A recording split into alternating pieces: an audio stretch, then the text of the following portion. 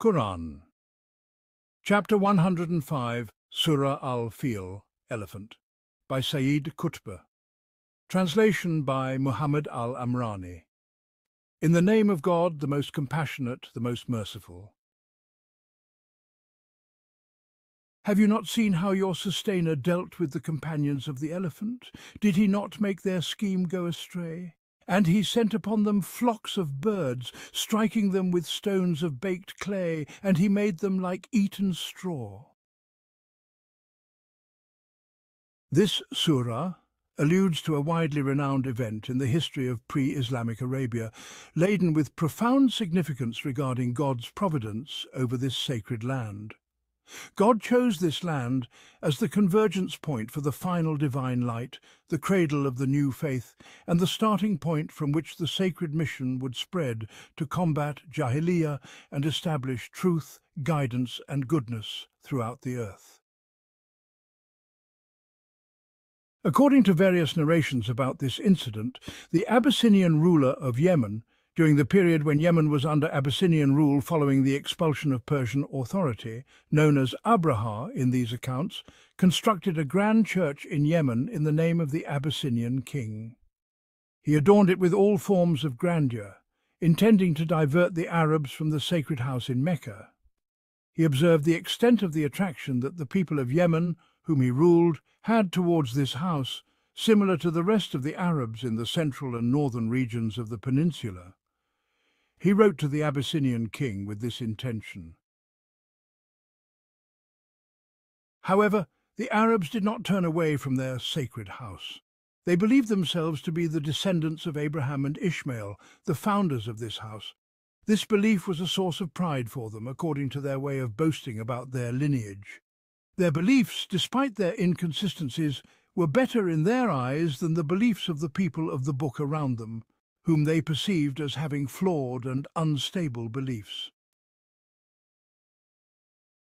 At this juncture, Abraham resolved to destroy the Kaaba to turn people away from it. He led a vast army accompanied by elephants, with a prominent, particularly renowned elephant at the forefront. The Arabs heard of his approach and intent, which greatly distressed them. A nobleman from Yemen's nobility known as Du Nafar called upon his people and other Arabs to fight Abraha and defend the sacred house. He was joined by those who responded to his call. They confronted him but were defeated, and Abraha took Du Nafar captive. Then Nufail ibn Habib al-Qathami, along with 2 Arab tribes and many others, stood against Abraha on his way. They were also defeated, and Nufail was captured, agreeing to guide him through Arab lands. When Abraha reached Taif, the men of Thaqif met him, informing him that the house he sought was not with them, but in Mecca. This was to divert him from their own house built for their idol, Al-Lat. They sent with him a guide to lead him to the Kaaba. When Abraha reached Al-Mughmis between Taif and Mecca, he sent one of his commanders to seize the wealth of the people of Tihama, including 200 camels belonging to Abdul Muttalib, the grandfather of the Prophet Muhammad, peace be upon him, who was then the leader and chief of Quraysh. The Quraysh Kinana, Hudhail, and those residing in the sanctuary considered fighting him, but realized they could not withstand him, so they refrained. Abraha sent a messenger to Mecca asking for the leader of the town. He was to tell him that the king did not come to fight them, but to destroy the house. If they did not oppose him, he would spare their blood. If the town's leader did not wish for war, he would be brought to the king. When Abdul Muttalib was informed, he said, "We do not wish to fight him, and we have no strength for it. This is God's sacred house, and the house of his friend Abraham, peace be upon him. If he wills, he will protect it, and if he allows it to be left to him by God, we have no power to defend it." He then went with the messenger to Abraha. Ibn Ishaq narrates that Abdul Muttalib was the most handsome and majestic of men. When Abraha saw him, He honoured and revered him, not seating him below himself, but disliking for the Abyssinians to see him seated on his throne. So Abraha descended from his throne, sat on his carpet, and placed Abdul-Muttalib beside him. He then said to his interpreter, "Ask him what he wants." Abdul-Muttalib replied, "I want the king to return my 200 camels that he has taken." When Abraha heard this, he said to his interpreter, "Tell him, I was impressed by you when I saw you, but now I despise you. You speak to me about 200 camels and leave the matter of the house, which is your religion and the religion of your forefathers, that I have come to destroy." Abdul-Muttalib replied, "I am the sustainer of the camels, and the house has its sustainer who will defend it." Abraha responded, "He will not be able to prevent me." Abdul-Muttalib said, "Then you are left to your own devices." Abraha returned the camels to him. Abdul-Muttalib then returned to Quraysh and informed them of the situation, instructing them to leave Mecca and take refuge in the mountains. He himself stood holding the ring of the Kaaba's door, accompanied by a few members of Quraysh, invoking God and seeking his aid. It is narrated that Abdul-Muttalib recited, "O Sustainer, verily a man protects his house. Protect your house. Let not their cross prevail over your house. If it be your will to leave them and our Qibla, then do as you wish."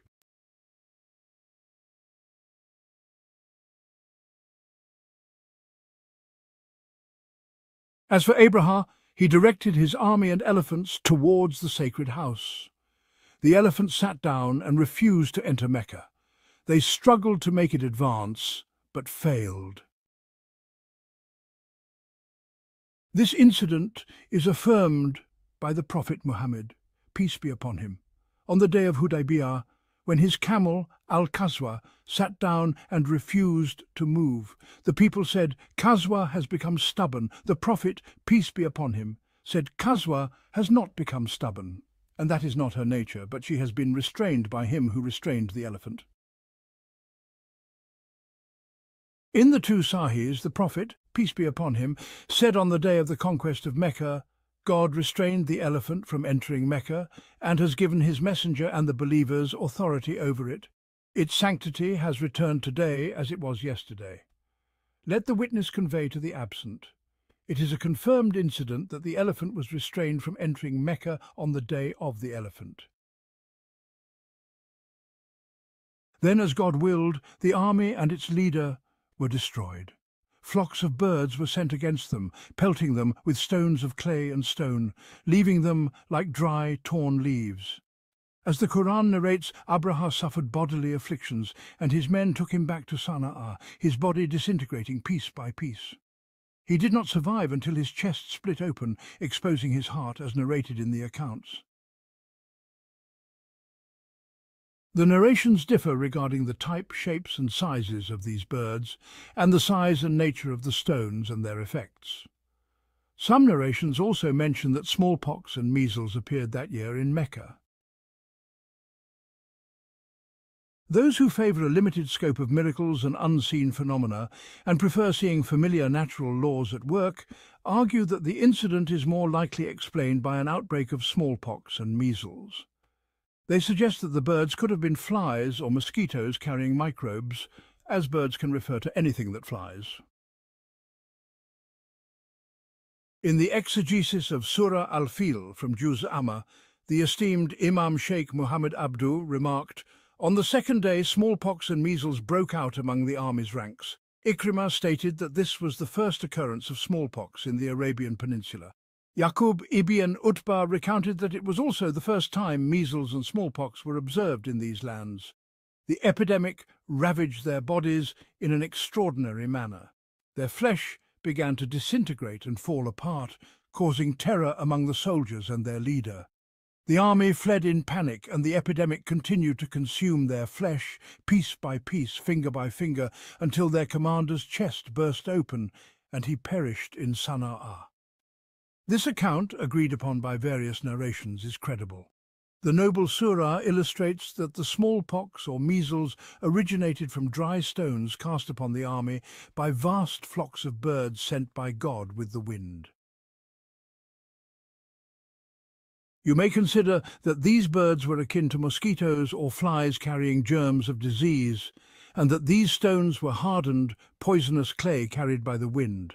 Upon contact with the skin, these germs would penetrate and cause ulcers, leading to the deterioration and eventual disintegration of the body.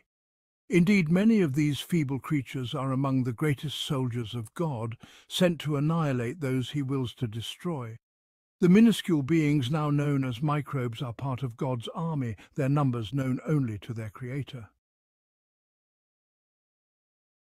The manifestation of God's power over the tyrants does not depend on the birds being as massive as mountain peaks, nor on them being of a mythical nature, nor on the specific nature of the stones and their effects. For God has soldiers in everything. In everything there is a sign that indicates He is one. No force in the universe escapes His control. This tyrant who sought to destroy the sacred house was struck by birds that brought forth the material of smallpox or measles, destroying him and his army before they could enter Makkah. This was a blessing from God to the inhabitants of His sacred sanctuary, despite their idolatry, to protect His house until He sent His messenger, peace and blessings be upon him, to protect it with the strength of faith. It was a divine favour that befell the enemies, the people of the elephant, who sought to violate the house without cause or sin. This interpretation of the Surah is reliable, and anything beyond it should be taken with a grain of salt unless substantiated. It is a testament to divine power that He could defeat those who relied on the might of an elephant, a colossal beast, through the agency of a small, invisible creature guided by His will. To the rational mind, this is the most wondrous and astonishing manifestation of divine power. We do not believe that the interpretation offered by Imam Sheikh Muhammad Abdu of the epidemic being caused by clay contaminated with germs is necessarily more indicative of God's power, nor is it more fitting as an explanation of the incident. Whether the cause was in line with known natural laws or was an extraordinary event, both are equally indicative of God's power and wisdom. The natural laws familiar to people are miraculous in themselves compared to human capabilities. The rising and setting of the sun are miracles, despite being everyday occurrences. The birth of every child is a miracle, happening every moment. If a bird of any kind were to bring disease-carrying stones to this place at that moment, causing an epidemic among the army, just as they were about to invade the house, it would be a miracle. It would be as significant as if God sent unique birds carrying special stones that affected the bodies in an unusual manner. In this particular incident, we are inclined to believe that it was an extraordinary, unprecedented event. God sent flocks of unique birds, whether or not the descriptions in the narrations are exaggerated, that carried unusual stones with uncommon effects on the human body. We lean towards this view not because it is more awe-inspiring, but because the context of the surah and the incident itself suggest an extraordinary event. God had a divine plan for this house, preserving it as a place of safety and gathering for the new faith, free from external domination and oppression. This incident was meant to be a clear and lasting lesson for all generations, as evidenced by God's mention of it to the Quraysh after the advent of Islam. It served as an example of God's protection and care for His sanctities.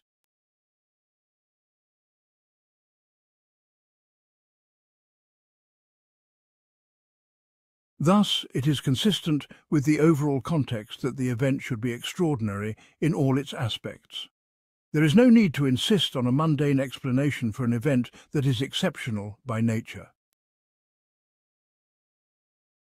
We understand and appreciate the motives of the rationalist school of thought led by the esteemed Imam during that era. This school sought to combat the widespread superstitions and myths that had infiltrated religious interpretation. It aimed to restore the credibility of religion by aligning it with reason, thus cleansing it of fantastical tales and fabrications. It endeavored to develop a religious mindset that recognized the consistency and orderliness of natural laws, applying them to human actions just as they applied to celestial and earthly phenomena.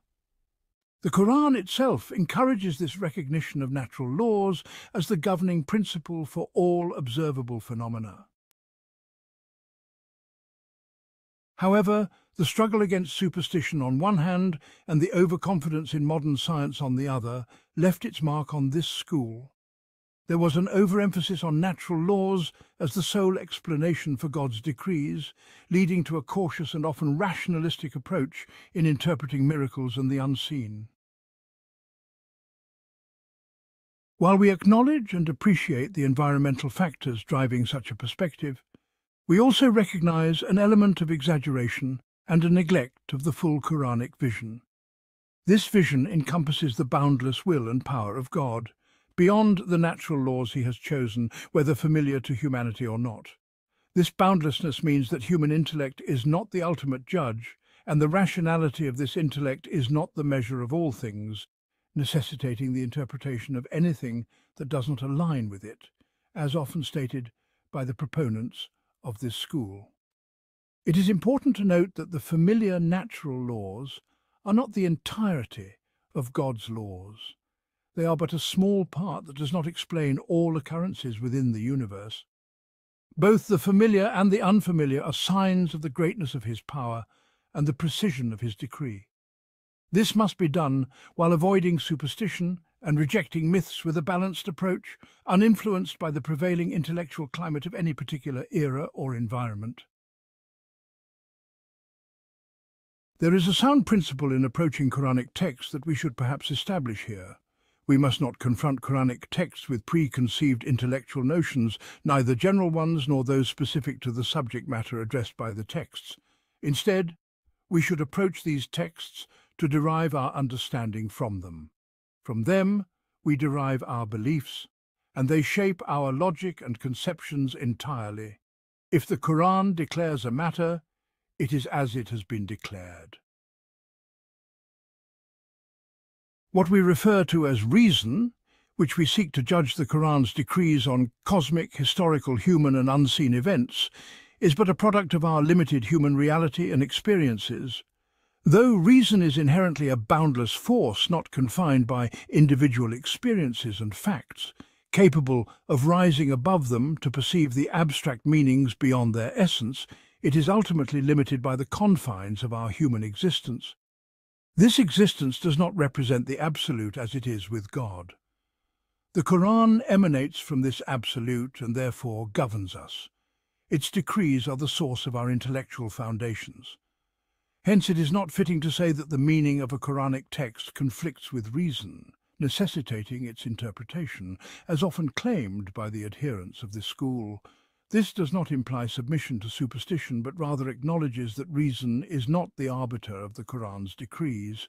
When the expressive meanings are clear and precise, they determine how our minds should receive them and formulate their concepts and logic regarding their implications and other cosmic realities. Returning from this digression to Surah al-Fiil and the implications of its narrative, do you not see what your sustainer did with the people of the elephant? This question expresses amazement at the event and calls attention to its great significance. The incident was well known and famous among the Arabs, so much so that they used it as a chronological marker, saying such and such happened in the year of the elephant, or this occurred 2 years before the year of the elephant, or this happened 10 years after the year of the elephant. It's widely believed that the birth of the messenger of God, peace be upon him, occurred in the same year. This is perhaps one of the divine coincidences ordained by God. Thus the surah did not intend to inform them of a story they were unaware of, but to remind them of a known matter, with the purpose behind this reminder being beyond mere recounting. The story continues after this opening in the form of a rhetorical question. Did he not make their plot go astray? Did he not thwart their scheme, preventing them from achieving their goal, like one who loses their way and fails to reach their destination? This reminder may have been intended to make the Quraysh recall God's favour upon them in protecting the sacred house, while they themselves were powerless against the mighty army of the people of the elephant. This reminder serves as a gentle rebuke for their ingratitude towards God, who had intervened on their behalf in their weakness and incapacity. It also serves as a caution against their current arrogance and power in opposing Muhammad, peace be upon him, and the small band of believers with him. Just as God destroyed the powerful when they sought to desecrate his house, he may similarly destroy the powerful who stand against his messenger and his message. As for how he made their plot go astray, it is described in a magnificent and vivid portrayal, and he sent against them birds in flocks, striking them with stones of hard clay, rendering them like eaten straw. The word ababil refers to groups, and sigil is a compound Persian term signifying stone and clay or stones smeared with clay. The ASF refers to the dry leaves of plants, and makul, eaten, implies being crushed into tiny particles, as if insects had devoured them or animals had chewed and ground them. This provides a sensory image of the physical disintegration caused by the stones cast upon them by the flocks of birds. There is no necessity to interpret this as merely an allegory for their death by smallpox or measles.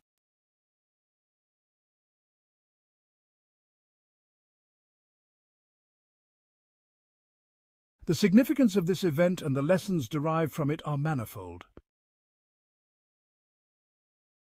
First, it suggests that God did not intend to entrust the protection of his house to the idolaters, even though they cherished and guarded it. When he wished to preserve and protect it and declare his divine guardianship over it, he allowed the idolaters to be defeated by the invading force.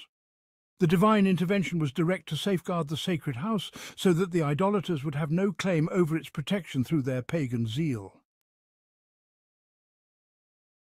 This context strongly suggests that the destruction of the invaders occurred in an extraordinary, supernatural manner rather than a familiar, natural one. This interpretation is more fitting and appropriate. This direct divine intervention to protect the sacred house should have prompted the Quraysh and the Arabs to embrace the religion of God when the messenger, peace be upon him, came with it. Their pride in the house and their guardianship of it, which they had surrounded with idolatry, should not have been a barrier to their acceptance of Islam. This reminder of the event in this manner was a part of the divine campaign against them, expressing astonishment at their stubborn stance. Additionally, this event indicates that God did not allow the people of the book, Abraham and his army, to destroy the sacred house or dominate the Holy Land, even when it was desecrated by idolatry and its guardians were polytheists. This preserved the house from being subjugated by any force, keeping the land free for the emergence of a new faith, which would grow unrestrained without any external control or oppressive dominion. This faith came to dominate other religions and guide humanity, not to be led. This was God's plan for his house and his religion, even before anyone knew that the prophet of this religion was born that very year. Today we take comfort and reassurance from this divine indication, in light of the malevolent and cunning ambitions surrounding the holy sites from global crusaders and Zionists who constantly plot and conspire. God, who protected his house from the people of the book when its guardians were idolaters, will, if he wills, safeguard it and the city of his messenger from the machinations of the schemers and the plots of the wicked. The third suggestion is that, prior to Islam, the Arabs had no significant role on the world stage and lacked a distinct identity. In Yemen, they were under the dominion of either the Persians or the Abyssinians, and even when their state occasionally arose there, it did so under Persian protection. In the north, Syria was under Roman rule, either directly or through an Arab government protected by the Romans. Only the heart of the Arabian Peninsula remained free from foreign control, yet it persisted in a state of nomadism or fragmentation, preventing it from being a real power among the global forces. Tribal wars could rage for 40 years, but these tribes, whether scattered or united, held no weight against the powerful neighbouring states. The events of the Year of the Elephant were a testament to the reality of their strength when faced with foreign invasion. Under the banner of Islam, for the first time in their history, the Arabs assumed a global role. They became an international power to be reckoned with, a sweeping force that toppled kingdoms, shattered thrones and assumed leadership of humanity, displacing the misguided and counterfeit leaderships of Jahiliyyah. What enabled the Arabs to achieve this unprecedented role was their complete forgetfulness of their Arab identity. They abandoned their tribal pride and racial arrogance and embraced their identity as Muslims, Muslims alone.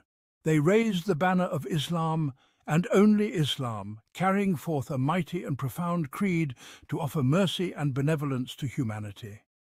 They did not bear a nationalistic or racial ideology, but a divine concept to teach mankind, not a worldly doctrine to impose upon people.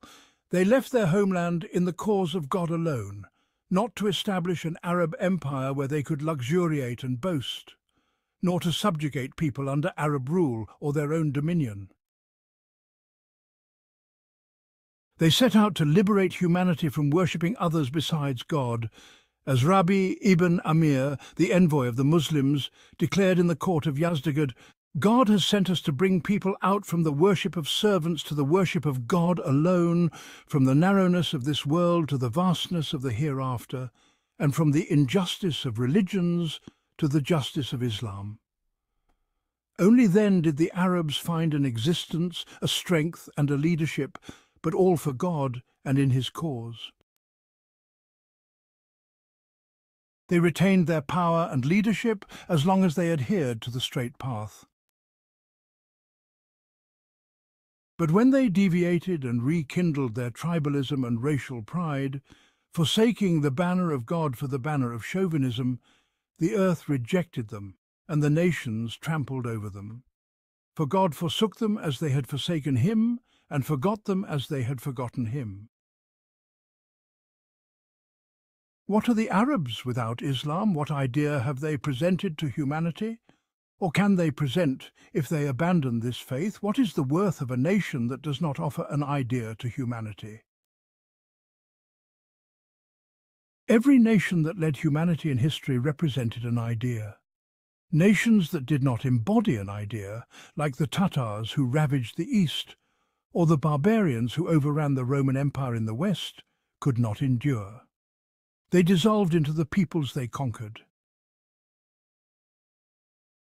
The only idea the Arabs ever offered humanity was the Islamic creed, which elevated them to leadership. If they abandon it, they will have no function on this earth and no role in history. This is what the Arabs must remember well if they wish to live, to have strength and to lead. And God is the guide from all error.